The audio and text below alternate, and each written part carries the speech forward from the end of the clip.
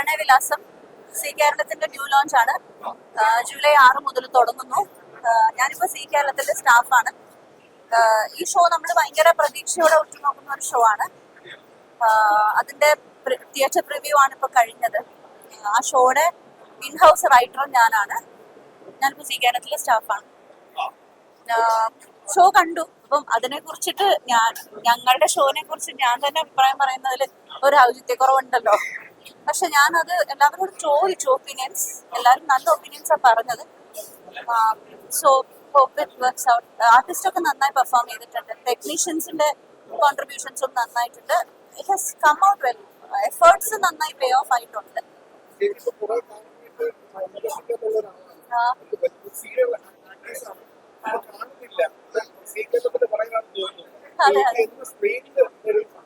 ഇല്ല, actually I have been acting for almost 29 years, 30 years ഞാൻ acting ആയിരുന്നു. എൻ്റെ 8ാം ക്ലാസ് മുതൽ ഞാൻ അഭിനയിക്കാൻ തുടങ്ങിയതാണ്. സോ ഇത്രയും കാലവും ഐ വാസ് ആക്ടിങ്.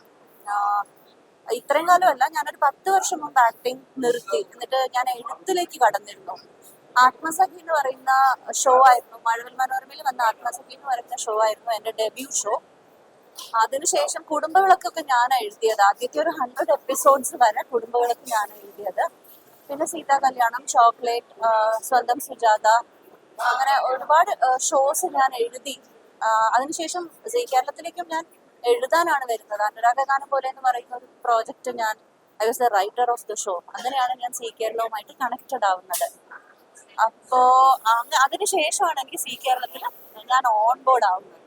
ഇപ്പൊ ഞാൻ സിയുടെ സ്റ്റാഫാണ്. I am looking at the content of C shows.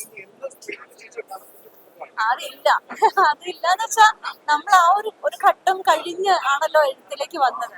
അപ്പം ഇനിയും ആ വഴിക്ക് ഒരു തിരിച്ചുപോക്ക് ഉണ്ടാവും എന്ന് എനിക്ക് തോന്നുന്നില്ല.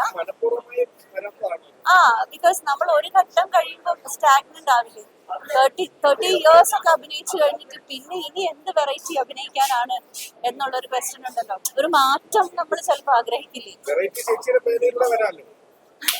നോക്കാം. അങ്ങനെ എന്തെങ്കിലും ഒരു ഭയങ്കര നന്നായിട്ട് വെറൈറ്റി ആയിട്ട് ഒരു അഭിനയിക്കണം എന്ന് ആഗ്രഹം തോന്നുന്ന ഒരു ക്യാരക്ടർക്ക് വരുവാണെങ്കിൽ ചിലപ്പോ നമ്മുടെ ഷോസിൽ തന്നെ ചെയ്യുമായിരിക്കും. പക്ഷെ അത് പ്ലാൻ ചെയ്യുന്നൊന്നും ഇല്ല. അങ്ങനെ ഇപ്പൊ ഞാൻ റൈറ്റിംഗിൽ കംഫർട്ടബിൾ ആണ്. റൈറ്റിംഗ് ഞാൻ ചൂസ് ചെയ്ത് കഴിഞ്ഞു ടോട്ടലി.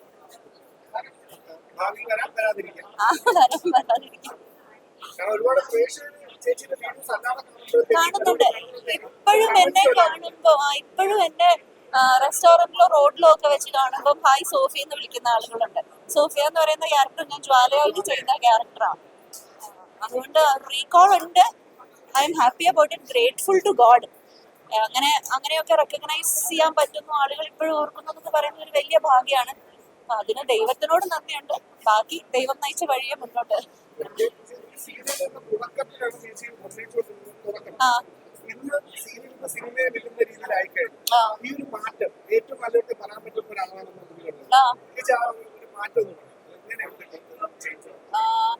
പണ്ടെന്ന് പറയുന്നത് ഒന്നാമത്തെ കാര്യം, കോമ്പറ്റീഷൻസ് കുറവാകുമ്പോൾ പ്രോഡക്ട്സ് അത്രയും നന്നാവില്ല. അത് ഒരു ആസ്പെക്ട് ആണ്. അറ്റ് ദ സെയിം ടൈം പണ്ട് നമുക്ക് രണ്ടും ഉണ്ട്. ഒന്ന്, കോമ്പറ്റീഷൻ കുറവാകുമ്പോൾ നമുക്ക് കമ്പീറ്റ് ചെയ്ത് മെച്ചപ്പെടുത്തണം എന്നൊരവസ്ഥ വരില്ല. പക്ഷെ അതിന് മറ്റൊരു വശം കൂടി ഉണ്ട്. എന്താന്ന് വെച്ചാല് നമുക്ക് കൺസ്ട്രെയിൻസ് ഉണ്ടാവില്ല. അതായത് ഇത്രയും സമയത്തിനുള്ളിൽ ഇത്ര എപ്പിസോഡ് എടുത്ത് തീർക്കണം, അതിനകത്ത് ഡ്രാമ വേണം, ഈ കൺസ്ട്രെയിൻസ് ഇല്ല.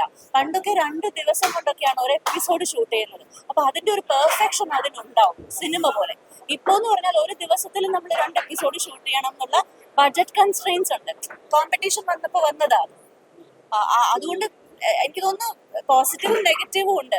ഒരുപക്ഷെ പെർഫെക്റ്റ് ആയിട്ട് ഒരു മൂവി പോലെയൊക്കെ സമയമെടുത്തൊന്നും ഇപ്പൊ വർക്ക് ചെയ്യാൻ പറ്റുന്നില്ല, അങ്ങനെ കാണുന്നുമില്ല ആളുകള്.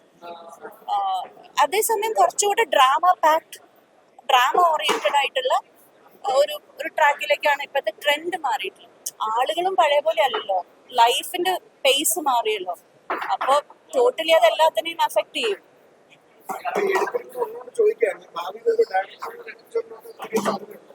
അത് എന്റെ മനസ്സിലുള്ള ഒരു ഡ്രീമാണ്. പക്ഷെ ഇന്ന് വരെ ഒന്നും ഞാൻ പ്ലാൻ ചെയ്തിട്ട് നടന്നിട്ടില്ല എന്റെ ലൈഫിൽ. അത് ആക്ടിങ് ആയാലും റൈറ്റിംഗ് ആയാലും ഇപ്പൊ ചാനലിലെ ജോലി ആയാലും, ഇത് മൂന്നും ഞാൻ പ്ലാൻ ചെയ്തിട്ടോ ആലോചിച്ചിട്ടോ നടന്നതല്ല. എല്ലാം ആക്സിഡന്റൽ ടേണിംഗ് പോയിന്റ്സ് ആയിരുന്നു. അതുപോലെ ഒരു ടേണിംഗ് പോയിന്റ് ഉണ്ടാവുമെങ്കിൽ ചിലപ്പോൾ അത് സംഭവിക്കുമായിരിക്കും. Thank you.